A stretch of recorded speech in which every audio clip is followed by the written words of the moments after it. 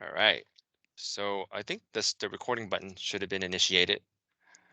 All right, I'm gonna start over. Apologize. We actually got some guests who trickled in, so um, they kind of will get the 4 slides all over again. So my apologies. So again, this is the Accela platform for the 5G introduction for the communication utility industry. Thank you, Sam, for letting me know the slide wasn't showing. At the moment, I actually muted everyone's microphone. Um, so please use the chat feature or raise your hand to ask questions during the program. Additional time has been set aside at the end of the program to address any questions. Just to give everyone some context from where we started to where we're at, believe it or not, we converted over using Accela during the pandemic when our office closed. We continue to perform extensive testing on this platform. And earlier this year, we launched the standalone permit. Subsequently, in July, we launched building and some engineering submittals. This is what the new engineering and building screen would look like in the actual production environment, which is your screen, once these features go live. We will provide examples via a live demonstration shortly of what the test environment looks like so you can get an understanding on what it currently shows for staff and what it will show for the applicant. A few things I like to highlight is the following. Our new system compared to the hybrid system really allows us to enhance the overall customer experience. And that is done by centralizing the platform. Once our process matures, staff will be able to set up projects quicker, limit any oversights in processing your application, and our teams of reviewer will perform and provide red lines expeditiously. We have a DSD user guide, and we'll continue to work on expanding this library to support all of our applications from the inception to the conception of each project, ranging from creating a DSD account to creating a project, uploading your submittals and resubmittals, and permit issuance, all seamlessly done via this one centralized platform, Accela. Couple of things I will highlight as you see on the screen to avoid errors during upload.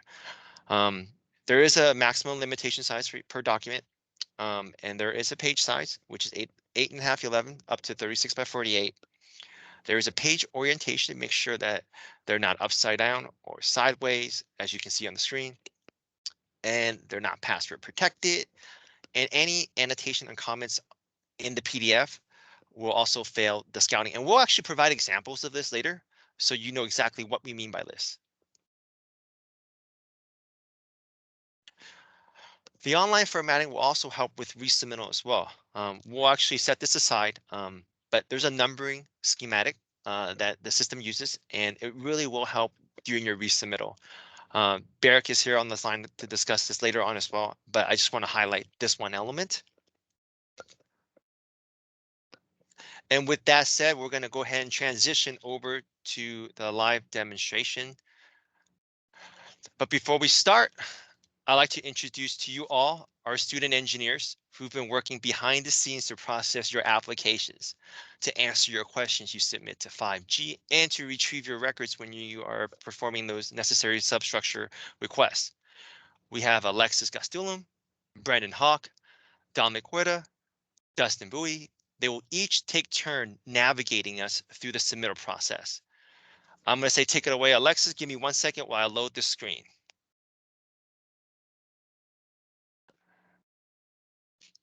Hi, everyone. Good morning. As Simon said, I will be helping you lead. My name is Alexis Costellum. And I'm just going to wait for Simon to load up the screen.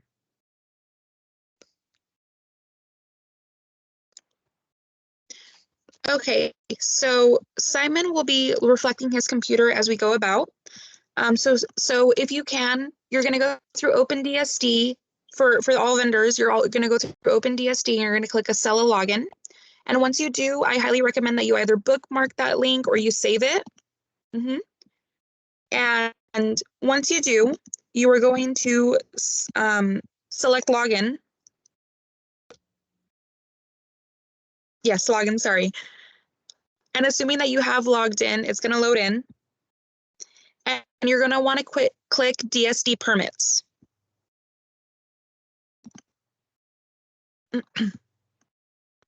And once you do, then that's when you're going to select create an application. Oops. Excuse me. Once it shows that you are going to create an application, you're going to accept the disclaimer and then you're going to continue your application.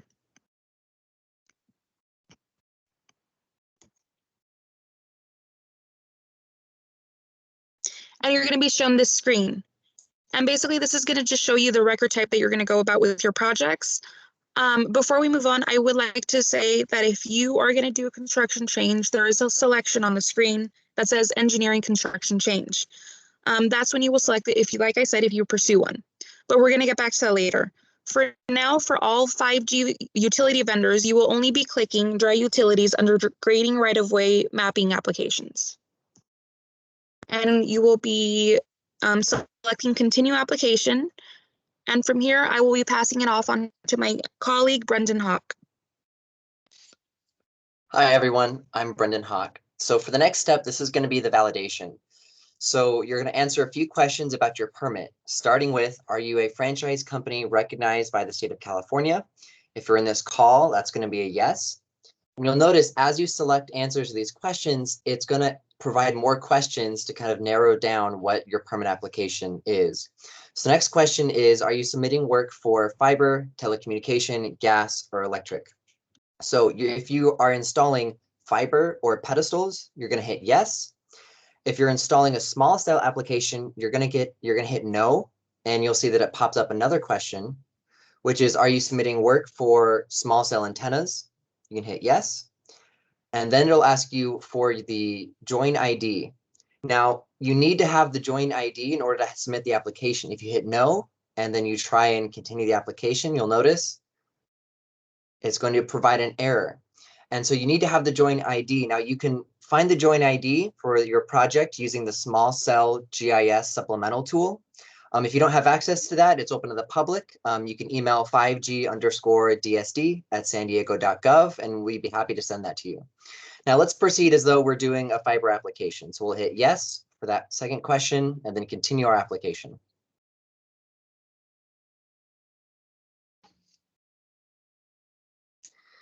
Now we're going to look at the project location, and it's going to ask you for the street number and the street name.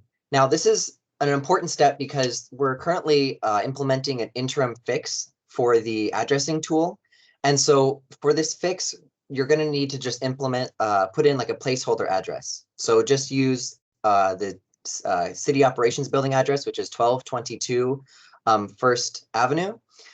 Once we repair the addressing tool, we'll send out announcements. That way you can just put in your own project address. But you'll notice when you put in the address and you hit search, it's going to populate the parcel information below. So it'll show the parcel number and the legal description for your project, and it'll automatically populate. Once you fill in that info, you can go ahead and hit continue application. And I'll be passing the presentation along to my colleague, Dominic.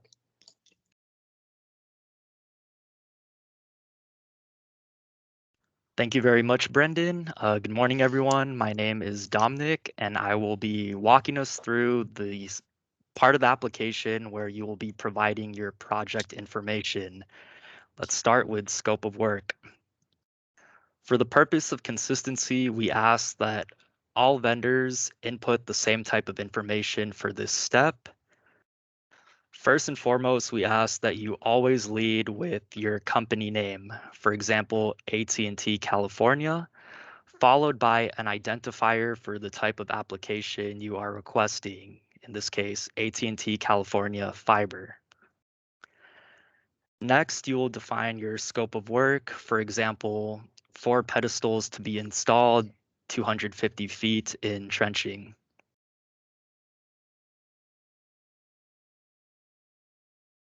But what if the project you're requesting is not a fiber project? Another example would be company name, Crown Castle, followed by the identifier small cell.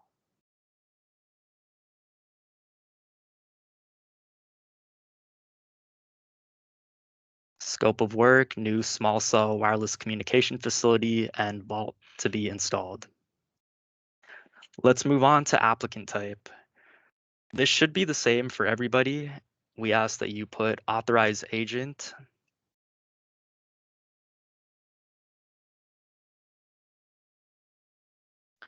Next up is the processing timeline for your application. For this step, you have two options, either standard or express,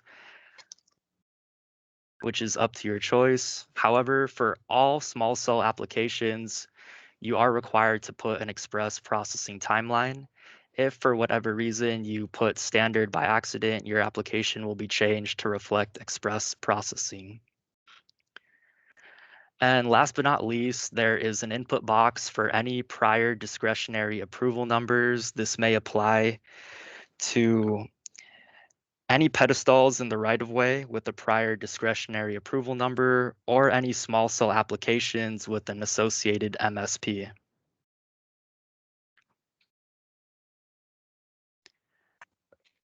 I'd like to mention that we ask that you always fill out this box. If no discretionary approval number applies to you, we ask that you put in not applicable. Again, let me reiterate, do not leave this box blank. Please put in your prior discretionary approval number or not applicable.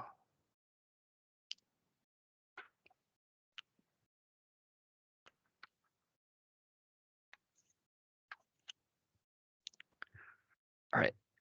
Moving on, you'll be asked to upload your required documents as part of your application. There are two documents that are required for any and all dry utilities applications, these being the DS 3179, as well as your stormwater requirements applicability checklist DS 560. As shown on screen, Simon is uploading these documents and seeing if they pass Accela's built-in Scout validation. As shown on screen, our document submittal did not pass the Scout validation. Let's open up the document and see why. So, as mentioned earlier in the presentation, we asked that your documents do not be password locked / password protected. In this case, our submittal was, and that is why it did not pass the validation.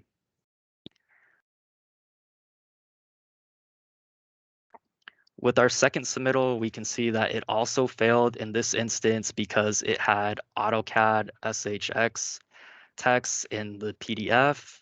And like mentioned earlier, we require that all submitted documents be flattened.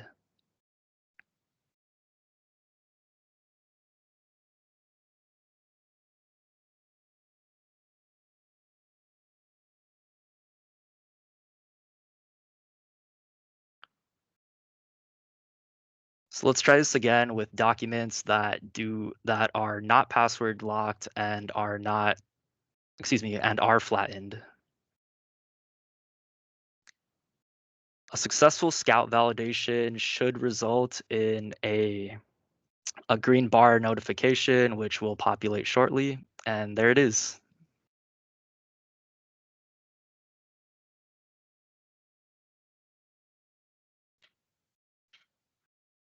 All right. Next, I'd like to hand it over to my colleague, Dustin Bowie, who will be walking us through the next steps of the application. Good morning, everyone. My name is Dustin, and we'll continue with the additional documents for your right-of-way projects. So if you have any additional documents for your project, you will click down on Add. And if you notice, if your right-of-way project requires a traffic control plan, you will notice that traffic plans is not currently listed. Rest assured, we will have it listed and ready by the launch date. Another example would be uploading deviation from standard.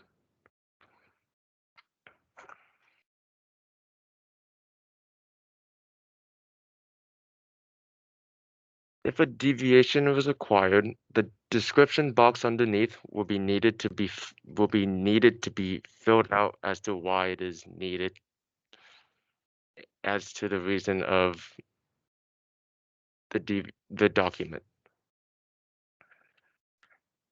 After which that you have completed and uploaded all additional documents required for your right-of-way project, we'll click on the bottom right with Continue Application.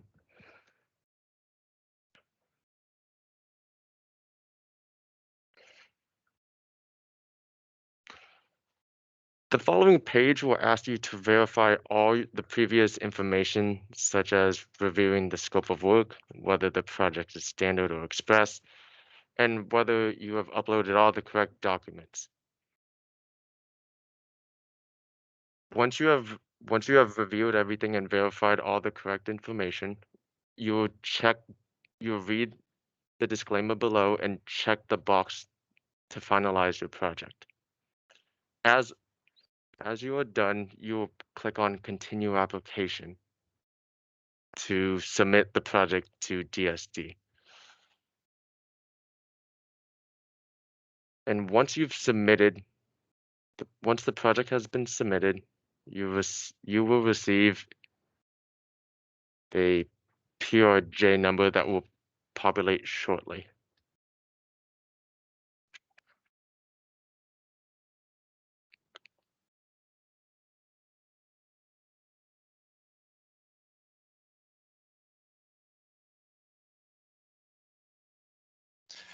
Just so I was going to add in, and Dustin will kind of wrap this up once this screen populates.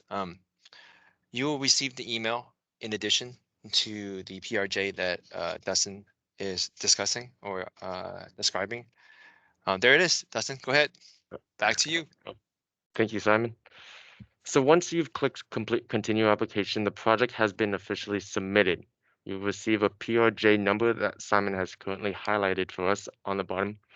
The PRJ number is your project number that you will use to track and see the updates for your right-of-way projects. You will also receive another email from the no reply at sandiego.gov confirming for your project submission as shown on your screen right now. Once you've received this email, staff will process your application within usually 24 to 72 hours. As we are transitioning to this new platform, we ask that you forward us your confirmation email to 5G_DSD@sandiego.gov, but with a revised subject heading. The subject heading being new PRJ number and the numbers submitted.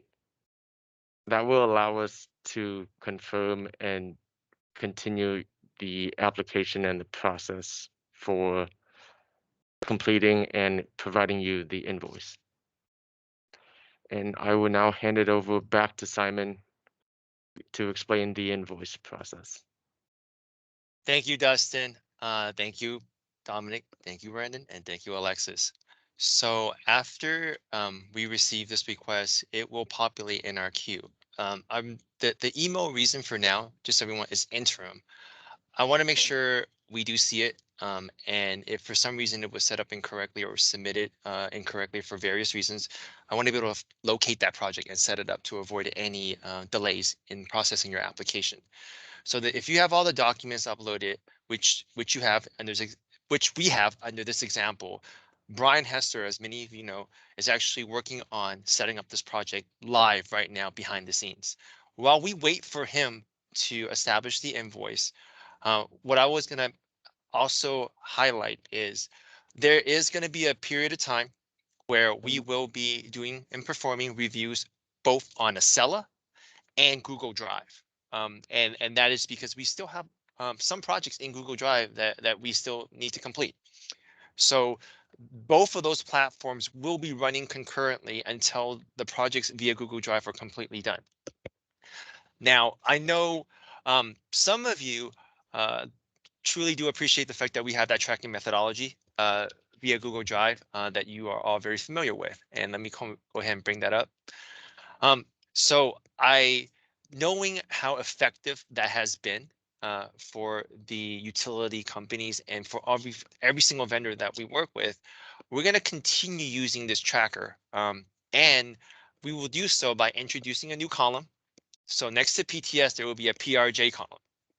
I know many of the vendors and the project manager likes to know who the project is assigned to, likes to know the status of their project. And with the PRJ included in this column, you will continually see your projects listed as well as the status and the reviewers assigned to your project, as well as if projects are signed off or issue date.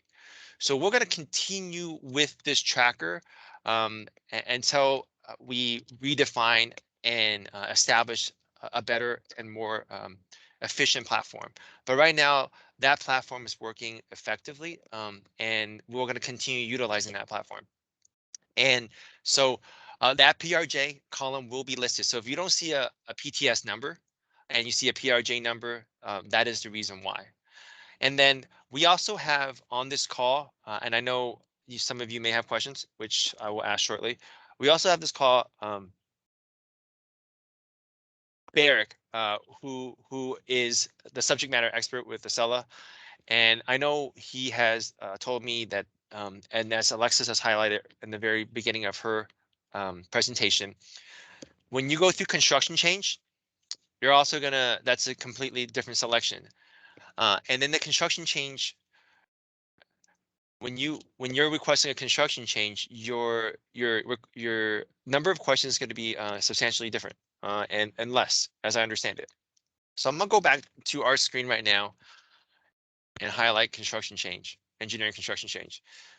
When I select the continue application, you're going to be asked to provide the previous project number that you like to submit the construction change for. If you don't have it, then you need to retrieve it. We need to know exactly what this project, what the parent project was, so we can appropriately sign and assign and process that application accordingly.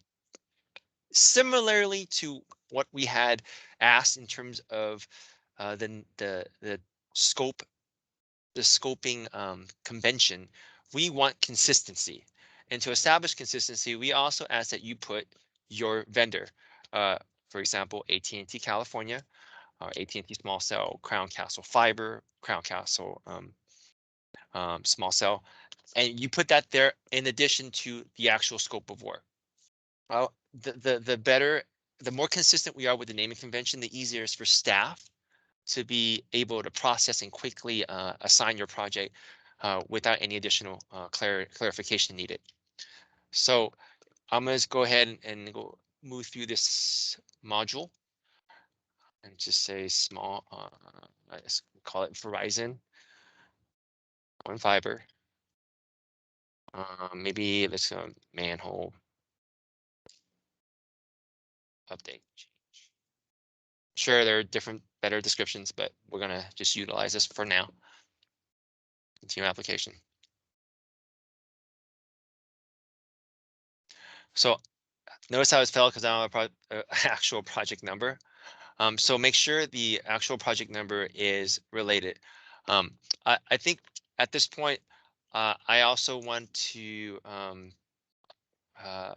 bring to everyone's attention, and I'm not going to continue with this construction change right now because it's the steps aren't that challenging, but we will put together screenshots. And what I mean by that is, beyond this particular presentation, I have set aside, as you see on your screen, screenshots of the steps. I know I work with all the vendors here. Sometimes screenshots is sometimes a little bit more effective in addition to the actual presentation. So we created screenshots of how to successfully submit applications and what to use in the event that you need to share it with your vendors. I call it a cliff note. So I will be uploading this and sharing it with the vendors in the same meeting maker. Beyond that, I think that well, I don't want to say that concludes the presentation. I know for a fact that when the actual template is completed, this is what it looks like from an email standpoint. And let me go ahead and show you exactly how that looks like when an invoice is completed. So you will be receiving this email here. Let me put that on the screen.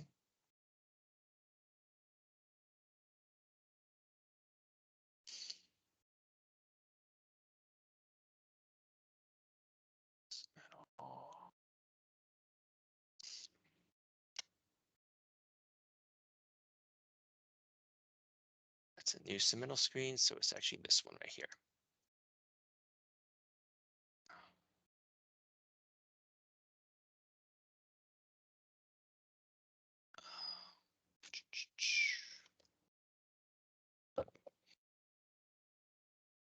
You drag it over. So this is the screen you'll receive when an invoice is completed. Notice how it says review is pending invoice payment. What that means is that all your documents has been QA QC. It's passed our system scouting information. We have no issues. Your template's been set up. In it, it will include an attachment of your invoice, which I'm going to open and showcase. Really kind of consistent what we have. Tell you if you have an express review, fee collected, GPM fee, mapping, construction.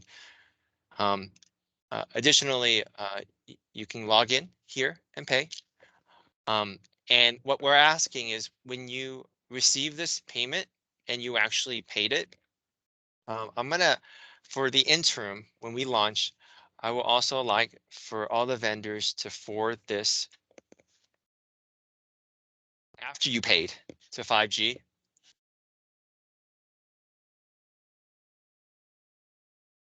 And then with the subject heading as follow. And again, this will all be in a write-up.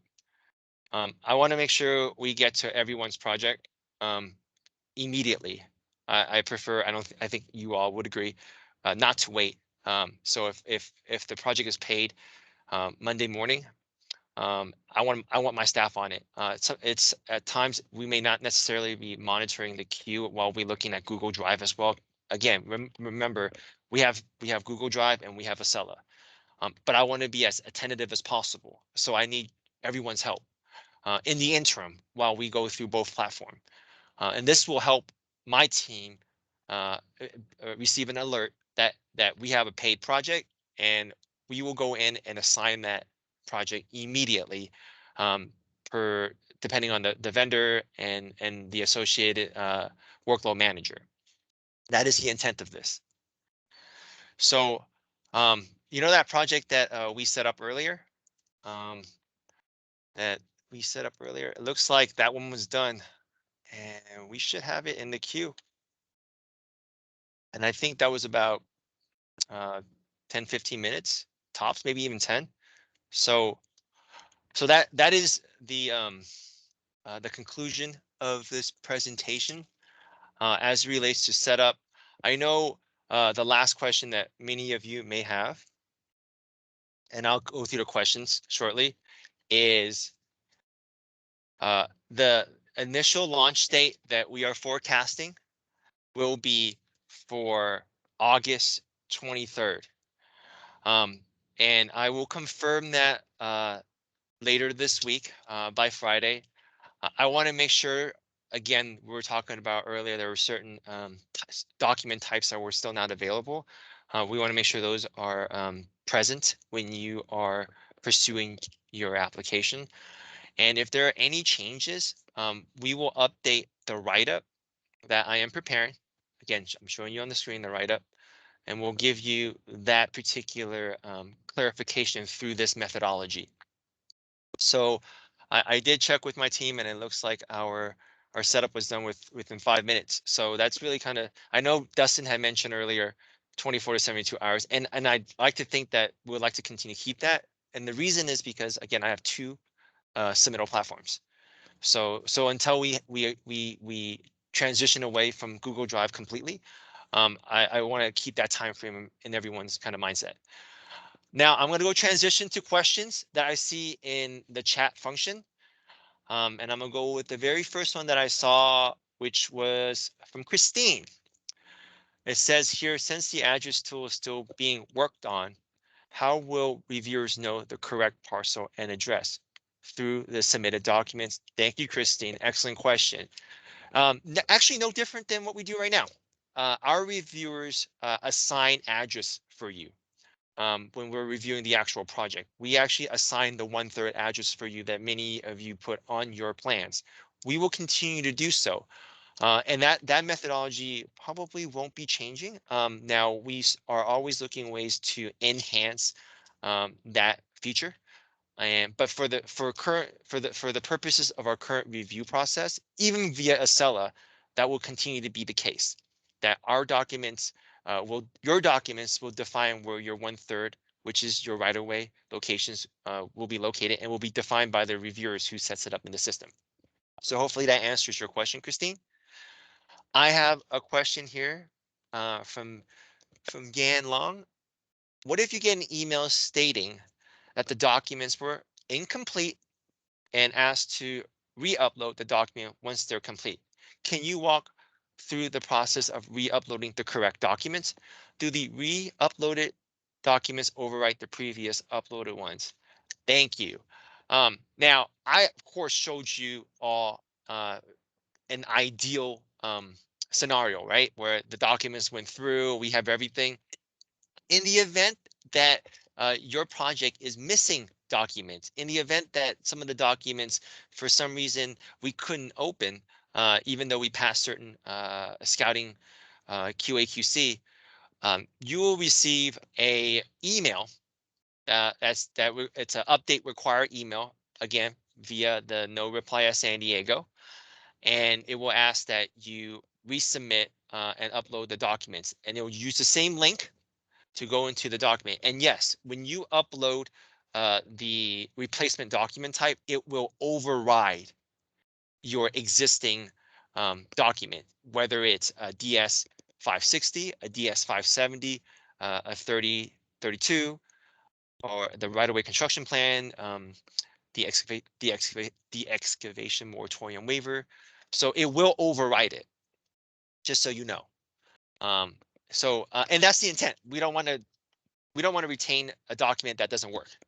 We certainly want a document type that we can open that is causing the issue and not allowing our reviewers to perform a thorough and detailed review. So hopefully, Yan, that answers your question there. I have room for more questions, but in the meantime, I kind of want to show you again. This is the invoice that we timed actually from when it was initiated. Brian was able to crank this out. I think. Let's see. Let's check this out. If you look at it, we received this invoice at 10:24. We were able to produce it within 10 minutes. And this is per an application. So time-wise, we and with additional staffing and as the system matures, that timing will only continue to improve. I have another question in the chat box. It says here, is the PRJ number intended to replace PTS? And then will traffic plans associated to drawings have their own PRJ number, or will it share one with the construction drawing? So at the moment, the goal is to have the PRJ number tied in for both construction plans and traffic plans. If there is a scenario where we will create and establish a separate traffic plan PRJ number, we will notify you guys, the industry, of how that will be done. But in the current schematics, the PRJ number that you receive represents the entire project in totality. Note that the PRJ number is like a PTS number. And I know Barrick will jump in and correct me if I'm wrong. There is also a PMT number. The PMT number is like your approval number. It stands for permit. So there's a PRJ which basically replaces project, and then there's a PMT number which is your permit number. So there are Very similar in many ways with PTS, you'll still have two different numbers. There is a project number and there's an approval number. So be note of that. Hopefully that answers your question there, Sean. And I skipped Rhonda. Apologize, Rhonda. Is your new project number taking the place of the old PTS and approval number? It's taking the place in terms of the new system.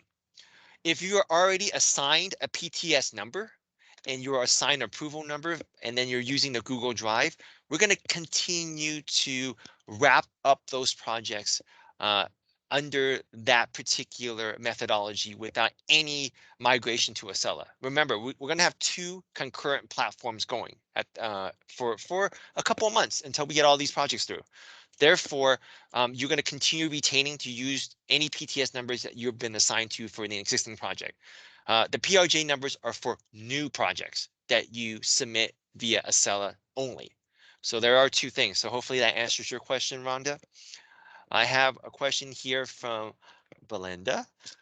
Will we still be requesting PTS numbers in advance? Fabulous question. That will be a no. PTS numbers will go away. You're not gonna need that via Accela, and that will absolutely be replaced by the PRJ number. So you will not be needing to request for any PTS number in advance. That will be gone as part of the old process. In terms of the new process, you're going to set up the application and your PTS number will be replaced with a PRJ number that will be established during your upload via Accela. Hopefully that answers all the questions there. I want to see if there's anyone else that have anything that need clarification for. So far, we have some really good questions, and I want to be here to make sure that I answer any and all questions. Again, the launch date of this is August 23rd, in which case you will see the this particular screen go live with the option to select right-of-way utilities, right-of-way dry utilities. I know there are questions about putting numbers on the plans prior to initial submittal. So due to the setup and how it is arranged, Belinda, you're absolutely correct. I know in the past we asked you to pre-identify project numbers and approval numbers. Given that the Accela setup is done through their methodology, you do not need to perform any edits to your plan set to include the PRJ number because you wouldn't know what they are, nor would you know what the permit number is. Therefore, those areas will be empty during your initial submittal. During your resubmittal, those numbers should be established. We will not be paying. I'll go to your question, Jarrett, because Belinda has a very good follow-up question. She had mentioned, also seems like that we will not be paying the submittal invoice prior to upload. That is correct. I want to read the questions really quickly for everyone. So this is actually a really good question. It seems that we will not be paying the submittal invoice prior to upload. She is right. Here's the thing though. When you upload a project, it's not set up yet in the system for us. You're basically given us the shell. My team, just like Brian, has to retrieve your initiation and then set up the reviewer, the template, the fees. Once the fees are set up, that is when you will receive, again, this invoice request, which we were able to produce within 10 minutes of the initial request. Once this invoice is paid, that's when our reviewer can start performing the review. The system via Accela will not allow us to assign projects until this invoice is cleared. So you're not necessarily paying upfront, but in the grand scheme of things, you still need to pay before we perform the first review. It's just this as a secondary step. So that is why I had asked as part of my presentation, when you complete the payment, that you go ahead and forward an email with the subject heading of the PRJ number and paid subject heading line so my team can quickly retrieve that document and assign it immediately for a prompt review within the turnaround time necessary as defined by our process. So I'm hoping that answers your question there, Belinda. And I'm gonna go back to Jared because Jared had a question. Wait, I have multiple questions. Hopefully they're simple. I didn't see your question though, Jared. So I can't help you if you just preface me. So I'm gonna have to skip you, Jared, and go to Elton. In the event a resubmittal isn't needed because the first submittal is approved, can PRJ number be redlined or added when the project, sorry, when can PRJ number be redlined and or added when a project is approved to not incur additional engineering costs? So when you had in situations where certain items needs to be redlined by staff, this is something we would have to look into further. The challenge at times with these submittals is that we have to defer back to the applicant when it comes to new uploads. Internally, we are not supposed to be editing any documents for final stamp or approval. But thank you, Elton. That's something I think we can certainly explore. And you make a very good question in that if the submittal is a first submittal approval, uh, certainly I like to reward those quality plan sets by being able to approve it immediately. And if it's just adding a PRJ number, that's something that um, we can certainly explore. I'll talk to Barrick more. I'm not aware of any system limitations that we may have, so I do not want to commit to any sort of that particular process. But again, I do agree to what you're saying that projects that are ready to go in the first submittal should be rewarded.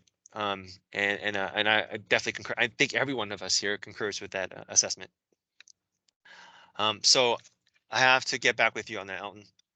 But you kind of heard where my position is on it, and that's something we need to explore more in terms of any system limitation.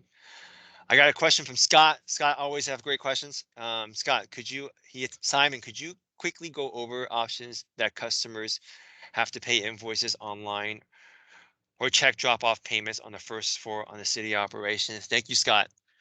Yeah, so no different in terms of payment on how it's currently being processed. You have the option of going online permitting and paying your fees.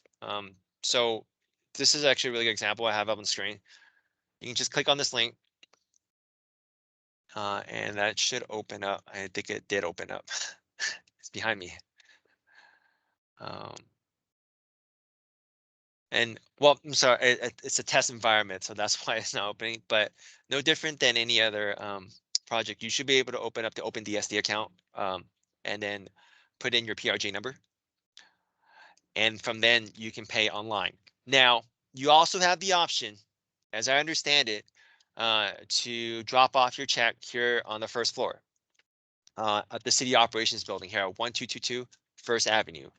Our doors are open for drop off. You do need to make sure when you enter the building on the first floor, have your mask on. But we do accept that on business days. And the difference between the two, and just for complete transparency, is I know that with the online payment, I think there's a certain fee that is tacked on, whereas when you're just paying by check, it's whatever the invoice says. So I know there's a difference. Additionally, the good thing about online payment in terms of a value is it gets processed immediately. I can take it into review immediately. When you drop off a check, it's going to take a few days for the system to register the amount. So while you may drop off the check on Monday, doesn't necessarily mean I can put that project into review on Monday. That check needs to go through the proper channels and process before I can. The system recognizes it, and for me to be able to put it into review in Accela. So that should answer your question there, Scott. But excellent question there. So I answered Elton's question, since your follow-up was really kind of what I had described, and I completely agree with you, Elton. So let me just explore and see what, if there are any system limitations. Let's see, are there any other additional questions that we have that that you will all like for me to discuss? You know, there is one thing. Oh, there you are, Jared. um, I want to kind of highlight the one of the slides earlier. Make sure you number your pages. That's something that, you know, our system will certainly capture. And by numbering your pages, really your plan sets on the bottom right hand corner. And it should be very simplistic. There's a value to that that our system allows us to process and intake resubmittals. And the value, as I understand it, is in the future. I'm not sure if the current feature is actually in play, but in the future, this feature is going to be crucial, because if you have plan sets that has, say, an edit on one page, theoretically, you only need to submit that one page. And that's why you have that numbering system on the bottom of the page, theoretically, when that feature is live. Um, because we certainly don't want to review the whole thing, and we shouldn't have to. If you submitted a 5-page construction plan set, and we've only made edits to page 5, then we're only going to add that the system will be smart enough to be able to just accept that page 5. And it knows that by using a numbering system. And that allows our reviewer to comfortably, confidently to just take a look at that one page, knowing that everything else in the previous have been vetted. So that's why the numbering system is key. So make sure that's something that you perform and start being proactively about. John wrote to me, what will be the process to reserve a location? Thank you. And just so you all know, what John is referencing to is small cells. As you are all aware, we have a reservation methodology that we were previously performed via PTS. So to answer John, and John's question is really for small cell, how it will work is you will actually email 5G, and I'll set up a separate process and procedure for this, John. You will email 5G, and then that will be edited directly from the GIS to allocate that reservation to, in this instance, Crown Castle. And it will be reflected in GIS immediately when you make that request within 24 hours. And I say immediately, I mean, if we have someone on hand, and if you don't do it on the weekend, we should be able to turn that, convert that green icon to a yellow icon, meaning that it's been reserved. So you would email the 5G team. No different. Well, I'm sorry, slightly different. And then you should have a joint ID number. And when we do the intake, John, we will validate and confirm your joint ID number with the one in the GIS. So if someone reserved it, you know, have their reservation already on it, and you gave us a joint ID there, we will just tell you someone's already reserved this location.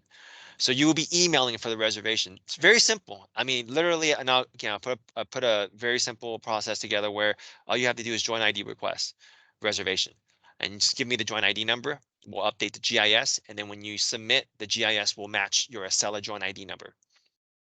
Hopefully that answers the question right there, John. I have my rapid fire from Jarrett. So let me go through as many as I can. When we resubmit, do we use the same address parcel we used the first time, or the assigned 1/3 address? Jarrett, when you are, yeah. I think Jared just wants to get unmuted so he can ask the questions. He's also raising his hand. Well, Don't mind that. he actually posts all his questions on chat, so I should be able to. Let me answer his question on chat. And Jared, if you have any questions beyond what you had prepared in the chat box, we will go ahead and explore those questions subsequently. So again, your first one was, when we resubmit, do we use the same address and parcel we used the first time, or the assigned 1/3 address? You will be using, when you resubmit, There is no request that I'm aware of in the submittal upload form. The address that you need to use is the one that's on. You need to be able to reflect the 1/3 address on your plan set. When you're going through the upload, you're not going. Not that I'm aware of. There is no address or parcel requests like you had validation screen, like you had an initial submittal. That will be bypassed. You will just be submitting projects. Just just be mindful that you have to update your plans to reflect what the reviewers give you for the 1/3 address. On our end, Jarrett, we will be updating the 1/3 address accordingly. So the 122 First Avenue is just a placeholder. After your first review cycle, we will establish a 1/3 address in the system. So those things will be changing. However, the most important thing you need to be aware of is as part of your comments, you're going to be asked to put a 1/3 address, and that needs to be updated on your plan set. So the second thing is, it sounds like the data is not set in stone. But when a launch date is set, is it going to be a hard date? My concern is projects for which we've already requested a PTS and invoice, but not have been submitted. Fabulous question, Jarrett. If I've given you a PTS number and you paid or have received an invoice, you are not required to use Accela. And so I want to make that very clear. If you're given a PTS number already, you're basically grandfather and using Google Drive. I don't want you guys to all start rushing in using Google Drive. That's not the purpose of that message, but it is to establish clarity that if you receive the PTS number and you receive the invoice, you are going to be asked to use Google Drive for those upload and until that project is done. So I hope to answer that question. Even if it's not submitted yet, if you receive the PTS number and invoice, you're solid, Jarrett. You can continue using Google Drive. When submitting a construction change that was provided with the PTS, is that okay to use as a project number? Yes, Simon, it's going to be the PTS number when you submit the engineering construction change. Thank you, Barrick. Thank you for that confirmation. So you're going to use the PTS number for the construction change. These are so I hope I address all your questions there, Jarrett. Barrick, was there anything that I'm missing that you think? What? Please chime in on, because I feel like I'm missing some stuff. I think you covered the content. Oh, I'm sorry, my microphone was down. You covered the content pretty well, Simon. I mean, what you guys really need to worry about is the plan set. And what I'll do right now is demo on the screen a copy of the construction plan we worked on and kind of explain it to you guys, the intent. So I'm gonna go ahead and share my screen. All right, I think all of you guys can see my screen right now. What you guys are seeing right now is a copy of the 11/17 construction plan, what's referred to as DS 3179. We kind of made some tailored changes to it to accommodate EPR, which is ePlansoft, our reviewing tool. In essence, what EPR requires is everyone to create a coding system so the system can recognize the sheets. So what you guys see on my screen right now is a revision of the DS 3179 construction plan. As a lot of you guys can tell, things have changed quite a bit, more particularly is the lower right-hand corner of the sheet. Give me 1 second. And this right here, this lower right-hand corner of the sheet is what we're referring to as the numbering system for EPR, but is going to be a discipline code. That discipline code is going to be based on the type of sheets you're submitting. So what I'm going to show you guys right now is a copy of the citywide CAD standards that kind of defines discipline codes. And as you could see on sheet 1, a discipline code call out, but it stays silent to the code numbers. When you guys take a look at the City of San Diego CAD standards, I'm showing you a general sample sheet, and I kind of zoomed in to show you the discipline codes. They're all defined by certain elements of work on your project. So G would typically be used for your general requirements, such as your title sheets, any details, notes that you have on the plan set, such as environmental, etc., or any of the general notes require. It could also be the certification by the surveyor. So those are things that would fall under the discipline code G. As you can see here, there are other elements such as D for demolition, C for civil, landscape, architectural, structural, etc. A lot of you guys don't use this information. I mean, primarily what we're probably going to be seeing is G and C for the most part, and possibly traffic control. So I just wanted to show you guys an example of the discipline codes that you guys are going to be expected to utilize on the plan set moving forward when we start requiring the numbering system. Going back to the plan set, as you can see, we've modified the first sheet. We used to have all the general notes, etc., on there, but we made changes to kind of standardize the way the plans are presented based on the CAD standards. As you guys can see, the work to be done, standard specs and whatnot are all centralized one location, but the discipline codes you guys are going to have to define on your plan set. So if you have an example, the first sheet is this, the vicinity map, etc., you'd be listing discipline code G, general, and in the lower right-hand corner, it's pretty critical that we need to use a four character space numbering system. As an example, we would utilize, if this was sheet 1, you would say general, it would be G001. We'll give examples on our templates moving forward, but at the time we left it blank. But we will give examples that you guys can follow in the near future. What you see to the left of it is a blank spot. This is going to be where we actually place our approval stamp after the plans get approved.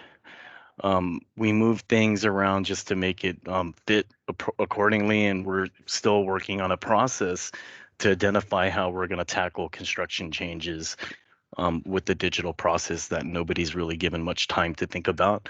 But it may evolve, the template may change in the near future to accommodate more spacing. But in the meantime, this is what we came up with. We have a table on all sheets, because we're no longer going to describe the change in the lower portion of the template, but it's going to be described within the table for each sheet. Does anybody have any questions? Okay. So I mean, that pretty much completes the numbering for EPR. I can go ahead and turn it over to Simon unless people have questions on the format. Thank you.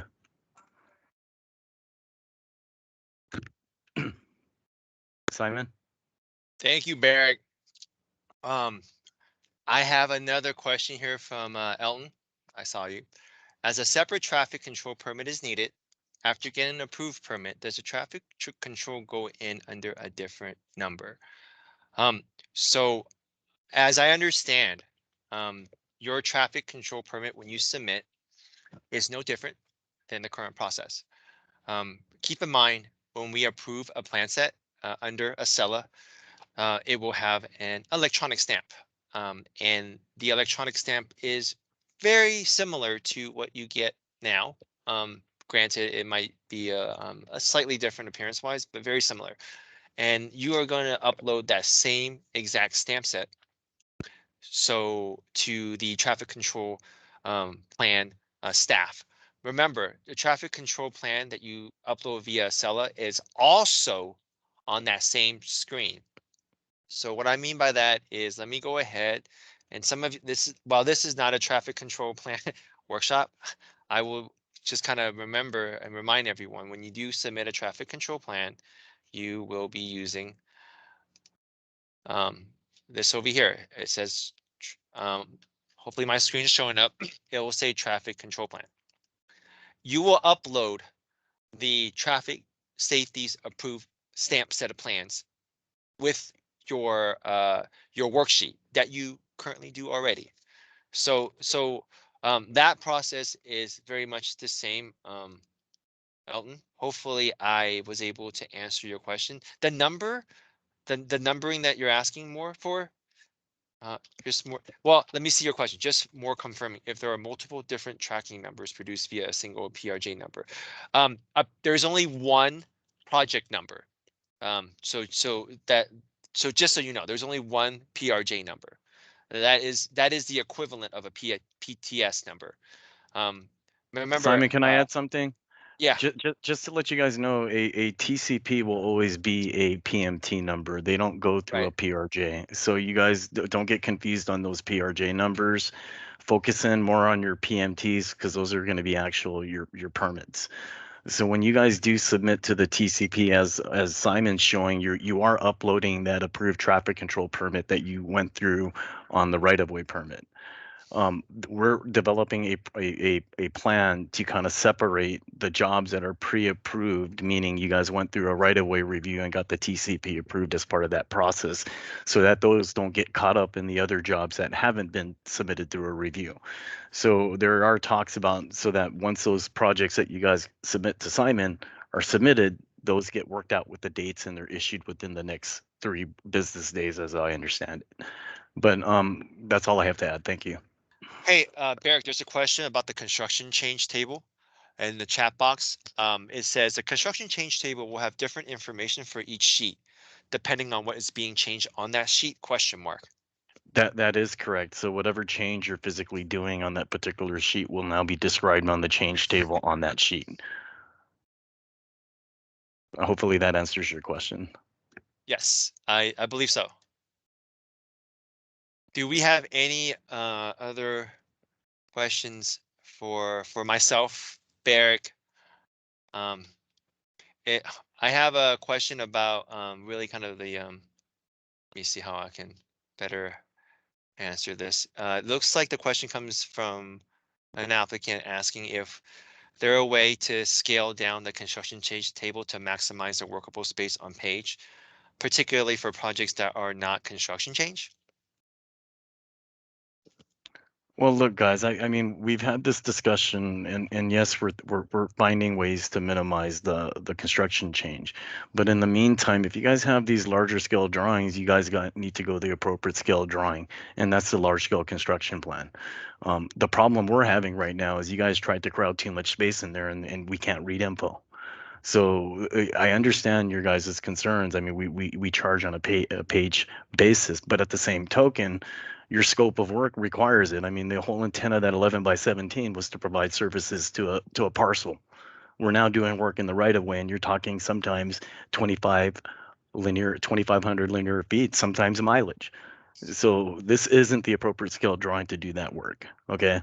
But yes, we are working on minimizing the amount of information so that you can have more area to draw. That like I said, the changes to the template, we're still going to make modifications to make it work and at the same time add more usable space. Okay. But that is a good question, Tyler. We've been talking about that the last few weeks. Thank you, Tyler, for that question. Let me go ahead. I'm gonna throw a heart on that as well. Good question there. All right, so do we have anything else? I know there was a lot to discuss today, and if I haven't said it already or enough, I will continue to say it again. The forecasted launch date is August 23rd. I will provide everyone an email reminder later this week. Part of the reason why I cannot commit fully is we're still working on a few templates, document types.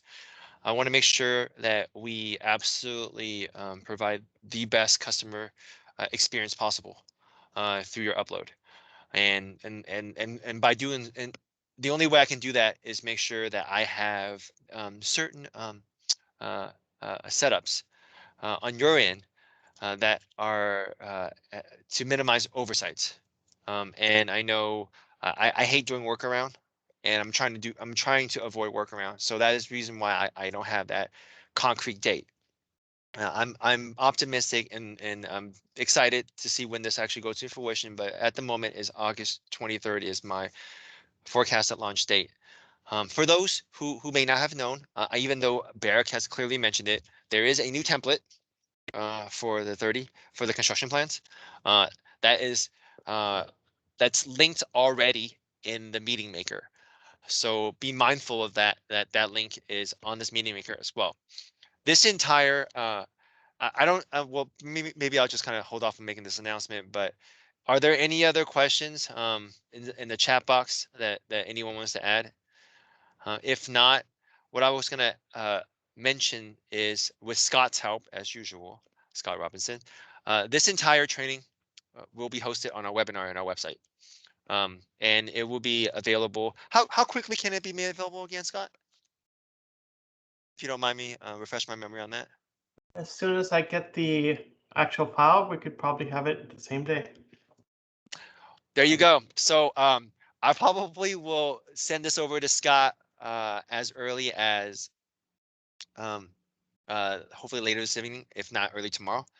And I will provide everyone a link to access the content. So if you want to go back and revisit this, it will be made available that quickly. All right, so I don't see any other questions. I know we covered a lot. Rest assured, we're gonna have a couple more of these trainings in terms of overview while our process continue to mature. And on that note, I will go ahead and thank you everyone for your time. Thank you, Alexis. Thank you, Brandon. Thank you, Dominic. Thank you, Dustin, for the presentation. Thank you, Barrett. As usual, you all know that continue to email 5G if you have any questions. Simon. Yes, So Mario has his hand up. Mario has his hand up. Hi, how you doing, Simon? Yeah. A quick question. I'm getting ready to submit something right now. Does that mean I need to use the new format, the new drawing format? No, you don't, Mario. As long as Okay. you guys don't worry about the page numbering in the meantime. I don't know what we've been accepting. I'm doing some research into what we're doing on the minor right-of-way projects right now and seeing how we're implementing that page numbering. But the critical thing is just making sure your notes, whether it's on the new template or old template, are up to date. But as long as you get it into Simon before that hard date that we're going to eventually tell you, I mean, I'm hearing the 23rd. We do have some minor issues. We don't want to do workarounds like Simon's saying. However, in the meantime, just be prepared to implement those CAD standards moving forward when we come out with the hard date. Great. Thank you. You're welcome.